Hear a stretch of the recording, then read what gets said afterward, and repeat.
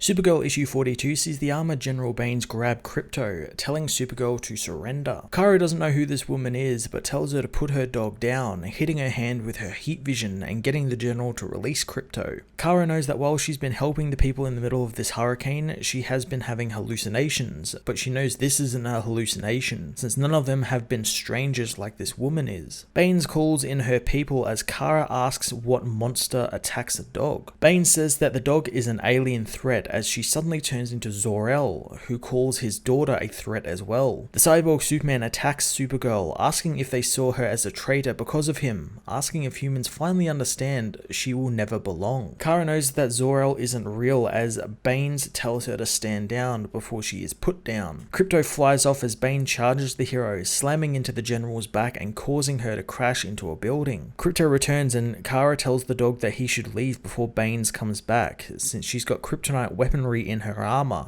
However, the dog refuses to leave, standing with Supergirl as Baines comes back and, thanks to the hallucinations, turns into Rogol-Zar. Kara knows that she already beat him, sending him to the Phantom Zone, so why is he there? Rogol says that she will join the rest of her kind in death, attacking Supergirl, who finds him too fast to land a punch. Krypto soon barks, but it's too late as a kryptonite beam hits her, fired from Baines. Kara realizes that the illusion wasn't her and that she needs to figure out which hallucinations are distortions of the enemy and which are just ghosts. Kara tells Krypto to stand back as Baines says Supergirl is obviously not well since she's fighting something that's not there, wanting to take her into custody and give her the death she deserves. She turns into Director Bones as Kara throws the General away. Suddenly she returns a Starshame, telling Supergirl that she'll never belong on Earth, and as she returns, flying into Kara, she realizes that it was just another illusion that can't hurt her. Kara finds Baines is gone though, soon confronted by the infected version of herself, who says that Kara thought the joke was over, and everything would be fine and it would be fixed. Kara punches her, thinking it to be another ghost, but finds this one to be solid, realizing the real attacker is General Baines this time. She stops choking her, taking her into the air and telling her that she's not there to hurt people or rule. Speeding across the town, Supergirl plans on showing Baines